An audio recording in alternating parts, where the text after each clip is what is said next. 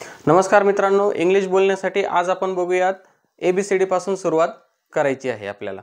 तर बघा, कोणतीही भाषा आपल्याला जर शिकायची असेल तर भाषेमध्ये जे काही मुळाक्षरे असतात, जसे इंग्रजीमध्ये आहेत A, B, C पासून तर Z पर्यंत आहेत।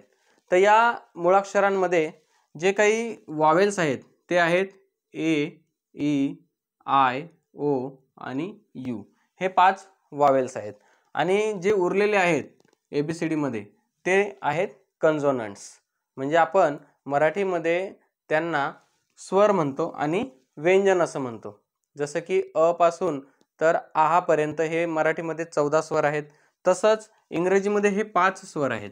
तर या ज्या स्वरांचा जो उच्चार आहे तो आपल्याला लक्षात ठेवला पाहिजे, जेणेकरून आपल्याला एखादा शब्द वाचता येईल। उदाहरणार्थ समजा हा शब्द आहे, या ठिकाणी आउट आहे, ठीक आहे। त्याच्यानंतर या ओ चा उच्चार जो आहे तो आ सारखा झालेला आहे या ठिकाणी। त्यानंतर मी जर इथं या ठिकाणी एक शब्द लिहिला की ऑल, तर या ठिकाणी ए चा उच्चार अ सारखा झालेला आहे। तर या वॉवेलचे वेगवेगळे जे उच्चार आहेत, समजा ई चा उच्चार हा ई साठी पण होतो, नाही का। ई चा उच्चार समजा मी एग लिहिलं तर या ठिकाणी ए सारखा झालेला आहे। तर हे जे आहेत हे वॉवेल्स आहेत, हे आपल्याला माहिती पाहिजे। त्याच्यानंतर हे जे ABCD पासून तर Z पर्यंत आहेत यांना म्हणतात लेटर्स, म्हणजे अक्षरे, यांना म्हणतो आपण लेटर्स। तर हे जे लेटर्स आहेत, हे जो दोन लेटर जर एकत्र आले, समजा हा ए आहे आणि हा टी आहे, तर हे झालं या ठिकाणी ॲट, हा एक शब्द तयार झाला। तर ॲट म्हणजे काय, तर त्या ठिकाणी एखादं ठिकाण, समजा at school, at hospital, at bus stop जेव्हा आपण सांगत असतो तर त्या ठिकाणी ॲट हे प्रिपोजिशन वापरत असतो आपण। तर माझा सांगायचा उद्देश आहे की दोन जे लेटर्स आहेत त्यांनी बनून एक शब्द या ठिकाणी बनतो। त्यानंतर जर दोन शब्द आपण एकत्र केलं की जसं की ॲट स्कूल, बघा हे दोन शब्दांचं एक वाक्य तयार झालं। तर जेव्हा अनेक शब्दांचा एक समूह बनतो त्यावेळेला ते वाक्य बनत असतं। जसं की he is playing on ground, समजा हे वाक्य आहे। आपल्याला आता हे वाक्य मराठीमध्ये कसं होईल की तो मैदानावर खेळत आहे। मग मला हे इंग्लिशमध्ये बोलायचंय, तर हे वाक्य बोलण्यासाठी तुम्हाला काय काय आवश्यक आहे, तर सर्वात अगोदर हा वाक्यामध्ये सुरुवातीला जो येतो तो कर्ता असतो, कारण खेळण्याची क्रिया कोण करतोय, ही, म्हणजे इंग्लिशमध्ये ही, मराठीमध्ये तो खेळण्याची क्रिया करतोय, तर मराठीमध्ये त्याला आपण तो म्हणतो। तर हे माहिती पाहिजे आपल्याला। बेसिक, आज आपण एकदम बेसिक बघणार आहोत की मला आजच इंग्रजीची सुरुवात करायची आहे स्पीकिंगची, तर मला काय आलं पाहिजे, तर हे आलं पाहिजे की वाक्यामध्ये सुरुवातीला काय घ्यायचं। जसं मी या ठिकाणी ही घेतलेलं आहे, त्याच्यानंतर इज घेतलेलं आहे, तर इज हे या ठिकाणी सहाय्यकारी क्रियापद आहे। इजचा अर्थ होतो आहे। प्लेइंग म्हणजे हे एक वर्ब आहे, प्ले क्रियापद जे क्रियादर्शक शब्द आहे। तर प्लेइंगचा अर्थ होतो खेळत, खेळत, बघा। ऑन म्हणजे वर, ऑनचा अर्थ होतो वर, आणि ग्राउंडचा अर्थ होतो मैदान। बघा, तुम्ही हे जर वाक्य बघितलं तर या वाक्यामध्ये तुम्हाला एक एक शब्दाचा आपण अर्थ खाली लिहिलेला आहे। तर इंग्रजीमध्ये हे वाक्य आहे he is playing on ground, हा क्रम याचा बरोबर आहे इंग्रजीमध्ये। तर आता त्याच क्रमाने जर हे वाक्य आपण मराठीत वाचून बघितलं तर बघूया कसं होतं। तो आहे खेळत वर मैदान। तर बघा मित्रांनो, तर इंग्रजीमध्ये असा क्रम तर नाहीये शब्दांचा, जे आपण मराठीमध्ये तर असा क्रम नाहीये की जे आपण मराठीमध्ये वाक्य बोलतो। तर मराठीमध्ये आपण बोलतो तो मैदानावर खेळत आहे।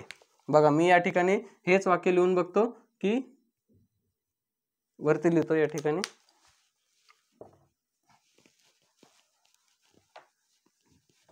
म्हणजे आपल्याला व्यवस्थित समजेल। तो मैदानावर खेळत आहे,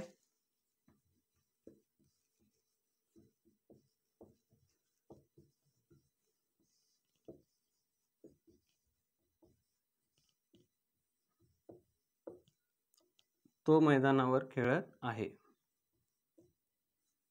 तर या ठिकाणी तो सुरुवातीला आलेला आहे, इंग्लिशमध्ये सुद्धा ही सुरुवातीला आलेला आहे, तर हा या ठिकाणी फरक नाही आहे, तर हे साम्य आहे. त्याच्यानंतर मैदानावर खेळत आहे, तर आहे हे जे आहे खेळत आहे हा शब्द शेवटी आलेला आहे आणि आपला जो इज प्लेइंग आहे तो कर्त्याच्या नंतर इकडे आलेला आहे. तर हा बेसिक आपल्याला फरक वाक्य रचना जेव्हा आपण शिकू त्यावेळेला समजूनच घेऊ, परंतु इंग्लिश बोलताना आपल्याला काय काय माहिती पाहिजे ते आज आपण बघतोय. तर सुरुवातीला आपल्याला माहिती पाहिजे हे कोणते शब्द आहेत, हे वाक्य बोलण्यासाठी आपल्याला काय काय गरज वाटली. तर सुरुवातीला आहे ही, तर ही आहे कर्ता. तर कोणते कोणते कर्ता आहेत वाक्यामध्ये येणारे, तर वाक्यामध्ये जेव्हा आपण वाक्य बोलत असतो तर त्या वाक्यामध्ये कोणते कोणते कर्ते येतात ते आपण बघूया. जसं की इकडे ही आलेला आहे नाही का, तर सुरुवातीला वाक्यामध्ये येतो आय, वी, यू, दे. बघा आय, वी, यू, दे. आणि त्यानंतर येतो ही, शी, इट आणि एखाद्याचं नाव, जसं की या ठिकाणी राम.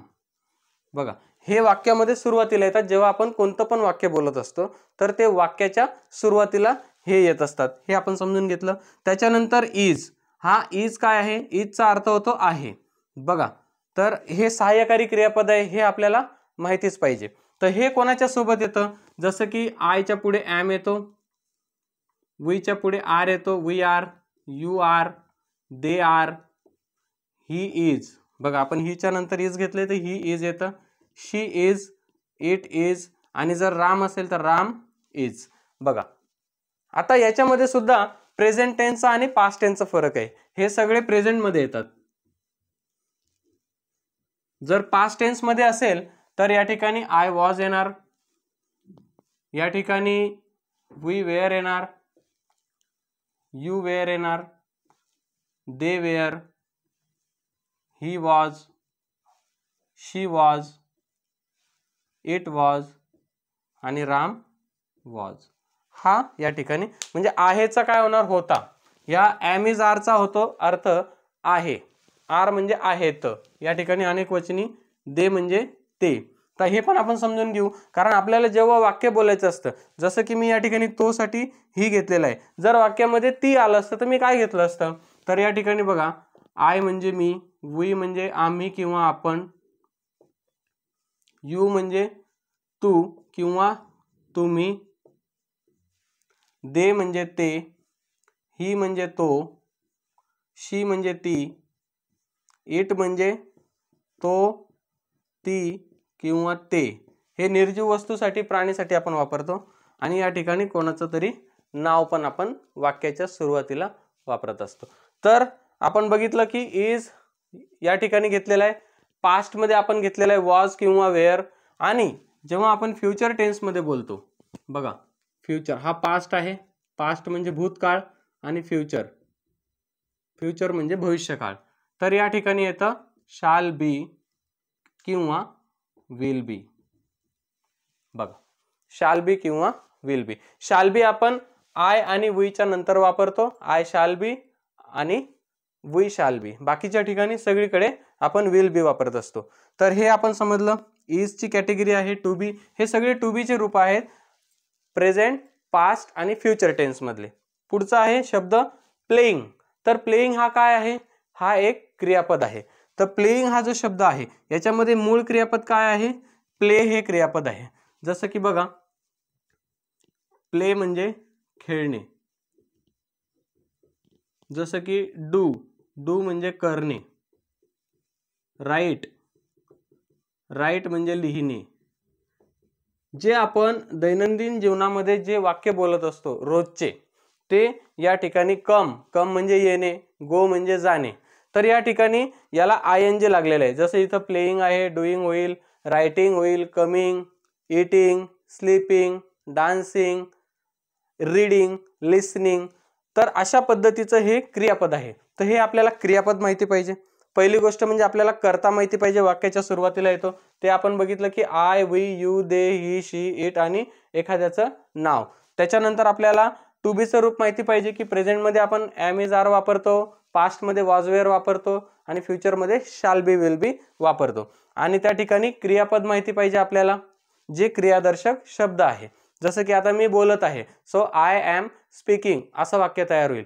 तुम्ही ऐकत आहात, यू आर लिसनिंग. तर बघा या ठिकाणी यू घेणार, आर घेणार आणि आपण काय घेणार या ठिकाणी लिसनिंग. यू आर लिसनिंग हे वाक्य तुमचं तयार होतं. तर वाक्य आता त्याच्यानंतर आहे ऑन. तर ऑन हे काय आहे, तर हे ऑन जे आहे हे आहे प्रिपोजिशन. तर प्रिपोजिशन म्हणजे काय, तर ते येतं एखाद्या नाउनच्या आधी येतं, बरोबर. समजा आता इथं असं वाक्य असतं की तो राम सोबत खेळत आहे, सो ही इज प्लेइंग, इथं आलं असतं with, he is playing with Ram. बघा तो राम सोबत खेळत आहे, मग हे विथ काय आहे, तर हे सुद्धा एक प्रिपोजिशन आहे. जसं की ऑन आहे, ओव्हर आहे, अबोव आहे, अप आहे, डाऊन आहे, विथ आहे, बिनीथ आहे, असे काही जे नेहमी वापरतो आपण ते प्रिपोजिशन आपले पाठ पाहिजेत. हे सगळं पाठ पाहिजे बरं आपल्याला, कारण आपल्याला जर इंग्रजी बोलायचं असेल तर हे सुरुवातीला हे बेसिक आहे, हे अतिशय बेसिक आहे. मग तो मैदान नावावर खेळत आहे म्हणून इथं आपण वर घेतलेलं आहे. बघा आता हे ऑन पण प्रिपोजिशन आहे, विथ पण प्रिपोजिशन. आपण विथ वापरू शकतो का, he is playing with ground, म्हणजे तो ग्राउंड सोबत खेळत आहे असा त्याचा अर्थ होईल. तर जे काही आहे, जसं आपण मैदान नावावर, वरच्यासाठी ऑन आहे, राम सोबत तर सोबत साठी विथ आहे. तर हे काही जे प्रिपोजिशन आहेत हे आपल्याला माहिती असायला हवे, ज्याला आपण मराठीमध्ये शब्दयोगी अव्यय म्हणत असतो. तर त्या ठिकाणी आणि हे आहे ग्राउंड. जसं की आता मैदानला मराठीत काय म्हणतात, सॉरी मैदानला इंग्लिशमध्ये काय म्हणतात, तर ग्राउंड म्हणतात. मग आपल्याला एखाद्या शब्दाला इंग्रजीमध्ये काय म्हणतात याचं पण ज्ञान पाहिजे, कारण आपल्याला ऐन वेळेस कुठला शब्द बोलण्याची गरज पडेल हे आपल्याला माहिती नसतं. कारण जे आपण संवाद करत असतो ते काही ठरवून करत नसतो, ते आपण उत्स्फूर्तपणे बोलत असतो आणि आपल्याला उत्स्फूर्तपणे शब्द आठवले पाहिजेत. तर आता हे या ठिकाणी एकदा तुम्हाला माहित झालं की मैदानला ग्राउंड म्हणतात तर तुम्हाला नंतर त्रास होणार नाही. तर तसे एक एक शब्द तुमच्या शब्द संपत्तीमध्ये भर पडत राहतील. तर अशा पद्धतीने बघा आपल्याला कोणत्या कोणत्या शब्दांची गरज पडली, म्हणजे या शब्द हे सगळे शब्द आहेत आपल्यासाठी, पण भाषेच्या व्याकरणामध्ये त्यांची एक कॅटेगरी आहे, त्यांचा एक प्रकार आहे. जसं की ही, आता याला आपण वाक्यात येणारा कर्ता म्हणतो, नाही का, वाक्यात येणारा कर्ता म्हणतो, याला सर्वनाम पण म्हणतो. इजचा अर्थ होतो आहे, या सर्वांचा एम इज आरचा अर्थ होतो आहे, इकडे होतो होता आणि इकडे असेल. बघा या ठिकाणी यांचा अर्थ काय होतो, सर्वांचा आहे किंवा आहेत. जसं की आरचा अर्थ होतो आहेत आणि इजचा अर्थ होतो आहे, एमचा अर्थ सुद्धा आहे. इथं वॉचचा अर्थ होतो होता, वेअरचा अर्थ होतो होते आणि इथं शाल्बीचा आणि विलबीचा दोघांचा सेम अर्थ होतो, तो म्हणजे असेल. का, तर हा फ्युचर टेन्स आहे. हे यांना तुम्ही काळदर्शक शब्द पण म्हणू शकता. हे फ्युचर टेन्स मध्ये आहे असेल, पास्ट टेन्स मध्ये होता किंवा होते आणि प्रेझेंट मध्ये आहे. तर ह्या सगळ्या गोष्टी आपल्याला माहिती पाहिजे आणि त्यावेळेला आपल्याला एखादं वाक्य त्यावेळेला आपल्याला ते कसं बनलेलं आहे हे तेव्हा आपल्याला समजेल. उदाहरणार्थ अजून एक आपण वाक्य घेऊया की ती वाचत आहे. बघा सोपं वाक्य घेऊया आपण, कारण ज्याच्यामध्ये कमी शब्द असतील. वाक्य आपण लांबलचक पण घेऊ शकतो. उदाहरणार्थ ती म्हणजे आपण या ठिकाणी काय घेणार, शी. बघा आता त्याच्यानंतर आपण काय घेतो, शीच्या पुढे आलेलं आहे ते इज, शी इज. आता वाचत साठी आहे रीडिंग, शी इज रीडिंग. बघा शी म्हणजे ती, इज म्हणजे आहे आणि वाचत साठी रीडिंग.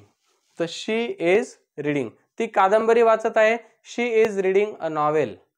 ती पुस्तक वाचत आहे, शी इज रीडिंग अ बुक. बघा ती पेपर वाचत आहे, शी इज रीडिंग अ न्यूजपेपर. तर अशा पद्धतीने आपण पुढे जो अदर वर्ड्स आहेत ते वाक्य जोडून ते अजून वाक्य आपण लांब बनवू शकतो. She is reading newspaper now, she is reading newspaper in front of me, म्हणजे माझ्या समोर. तर अशा पद्धतीने हे इंग्लिश बोलण्यासाठी जर तुम्हाला आज सुरुवात करायची असेल तर सुरुवातीला तुम्हाला वाक्यामध्ये येणारे जे कर्ते आहेत हे यांच्याशिवाय वाक्यामध्ये सुरुवात होत नाही मित्रांनो. हे आपल्याला बोलण्यासाठी हे आपल्याला माहितीच पाहिजे, हे आपण पाठ केलं पाहिजे की आय म्हणजे मी, वी आम्ही, यू म्हणजे तू किंवा तुम्ही, दे म्हणजे ते, ही म्हणजे तो, शी म्हणजे ती, इट म्हणजे तो ती ते आणि एखाद्याचं नाव. याच्या पुढे यांच्या पुढे पास्टमध्ये का प्रेझेंटमध्ये काय येतं, पास्टमध्ये काय येतं आणि फ्युचरमध्ये काय येतं हे पण आपल्याला पाठ ठेवावं लागेल. आणि जे काही मोजके काही असे वर्ब्स आहेत, समजा 100च्या आसपास जे वर्ब आहेत जे आपण रोज दैनंदिन जीवनामध्ये सकाळी उठल्यापासून तर रात्री झोपेपर्यंत ते बोलत असतो, तर ते आपल्याला माहिती पाहिजे, जेणेकरून आपल्याला साधं वाक्य तरी बोलता येईल. साधं वाक्य, एकदम साधं वाक्य, जसं की I am speaking, I am writing, I am listening, I am going, I am coming, I am sleeping, I am eating, I am dancing. तर हे आपल्याला अतिशय, हे सुरुवातीचं आहे. त्याच्यानंतर अजून काही बरेचसे ग्रामरमधले बरेचसे पार्ट्स आहेत की ज्याच्यामध्ये आपलं इंग्लिश अजून फ्लुएंट होईल. तर आजच्या भागामध्ये आपण बघितलं मित्रांनो की इंग्लिश बोलण्यासाठी आपल्याला नेमकं कशाची गरज असते. तर पुढच्या भागामध्ये आपण याच्या पुढचा जो भाग आहे ग्रामरचा काही तो आपण चर्चा करणार आहोत. तोपर्यंत नमस्कार. चॅनलला सबस्क्राईब करा व्हिडिओ आवडल्यास. धन्यवाद.